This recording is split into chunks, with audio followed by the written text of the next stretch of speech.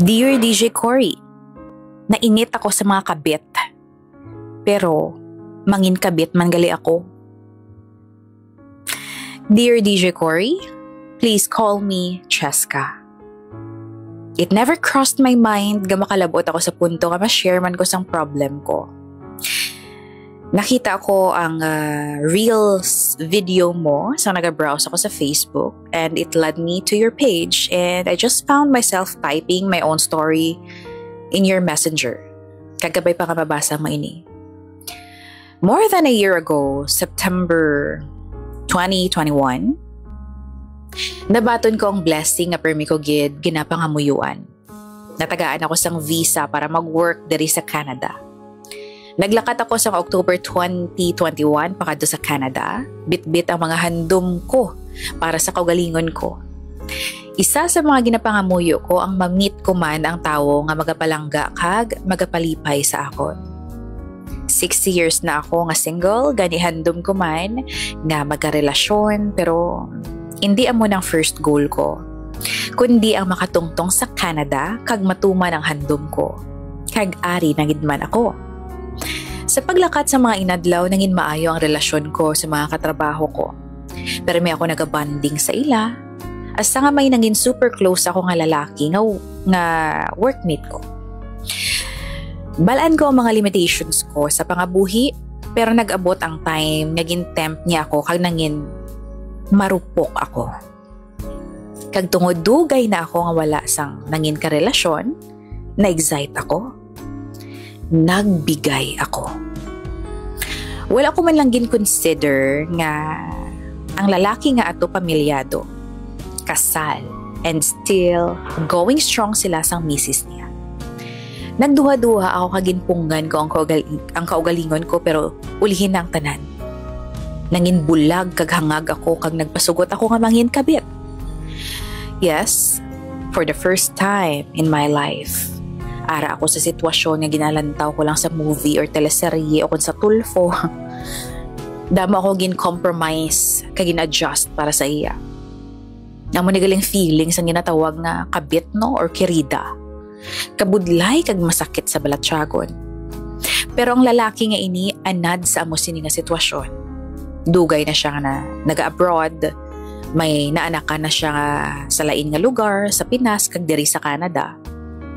Ako lang gid yang hangag nga hindi ka balo magwa sa sitwasyon. Nagpadayon kami sa amo ni nga setup. Asa nga nagabot ang adlaw nga kinahanglan niya magsaylo sa iban nga lugar diri sa Canada para sa iya permanent resident application. 1 to 2 hours ahead ang iya time sakon. Na-survive na mo ng 1 year nga video calls kag kung kaisa hindi malikawan i-drop call niya ko tungod nagatawag ang misis niya. Wala ko ginahambal nga proud ako sa pagiging kabit. Gusto ko mabalaan nyo nga hindi tanan nga kabit anad sa hilimuon nga amo sini. First time ko sa sitwasyon nga nagapasakit lang sa dughan ko. Labi na gid sang ginpamangkot ko siya kung diin padulong ang relasyon namon. Kaginsabat niya ako nga hindi ko kaya bayaan ang pamilya ko. Masakit. Every time nga makipagbulag ako pero nagabalik man gihapon ako sa iya. May times nga ginaagwanta ko nga hindi siya makita kag may istorya pero nagahuyang ako. Kag ang iya nga mga diskarte luya sang akon nga tuhod. I know kahangag sa akon, marupok hambal gay nila. Asa nga nag-abot ang point nga nadulaan na siya gana tungod may na-meet siya nga iban. Pero ang married ang babayi kag hindi siya kaya patulan. Nadula sa eksena si married woman, nagpalayo sa iya.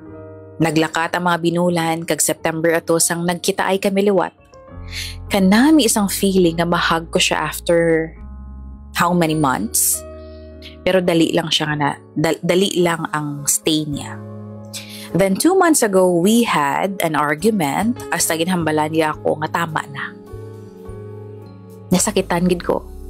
Tungod first time ko nga makabati isang insult halin sa iya. Gintawag niya ko nga peste. dito ko na-realize nga wala siya respeto sa akon. Kay kaya niya ako hambalan sang amo sinakasakit nga tinaga. Di ba lang peste? Amo nang nagaguba sa pananom? Daw ako lang. Isa ka peste nga nagaguba sang pamilya. Hindi ko gusto ang tanan nga nagakatabo nga ini sakon. Sala ako ini pero kahimuan namon ini nga duha. Hindi lang ako kundi pati siya. Siya ang nagdala sa akon sa sitwasyon nga ini. Kasubo lang kay sang una, akigid ako sa ginatawag nga kabit.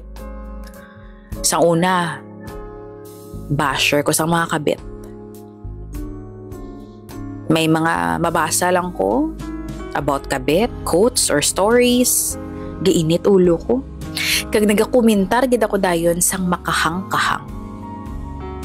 Wala gid ko naghuna-huna nga mangin isa man gali ako kakabit, kirida. Ginapangamuyo ko nga matapos na ining ginaagyan ko. Na-realize ko nga isahanon lang ako kaugalingon ko lang ang apin ko diri sa abroad. Hindi ko ma-open sa pamilya ko ang bagay nga ini kay kahuluya. 'Di ba? Kahuluya. Proud pa naman sila sa akon.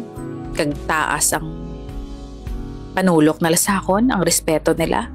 Hindi ko gusto nga ma-disappoint sila kag mangin bad example ako. Ang nagaisahanon ko nga close friend diri sa Canada nga Pinoy man. Kintalikda na ako. Tiga ako no ulo ko kag wala naga-learn. Nataka na siya mamati sa akon. Mabasol ko bala siya? Gusto ko lang magpautwas. Gusto ko lang mapautwas ang ginabatsyag ko. Ginaagyan ko subong. Nga isa sa mga bagay yung ginakadlawan sang tao online. Sa tanan, nga kabit, sa lagid nito o ang ginaubrata. Pero biktima man kita. Kung hindi naton hungod nga palanggaon ang tao nga abi naton, magapalangga man sa aton balik. DJ Cory, hindi ko malain nga tao ha. Balaan ko nga mas importante ang pamilya niya. And I have decided to let him go.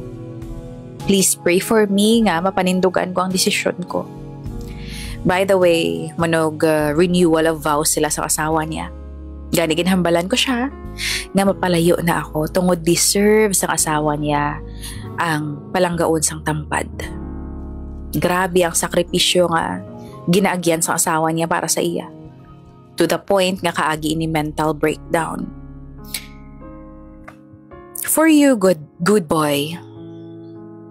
Just his code name. I hope ako nang last nga babae nga mangin kabit mo. Deserve sa asawa mo ang loyalty and faithfulness. Gani kay uha, please. Kay uha ang pamilya mo. Pero may ko ginapangayo sa Ginoo ang kapatawaran niya. Kag sa pinsar ko, nagapangayo man ako sang kapatawaran sa asawa ni good boy. Tungod clueless siya sa nagakatabo, kag-abi niya, nagbago ng bana niya. I already ended our relationship, kagin block ko ng tanan nga manging means of communication sa iya. God bless us, kag madamo nga salamat DJ Cory. Love, Cheska.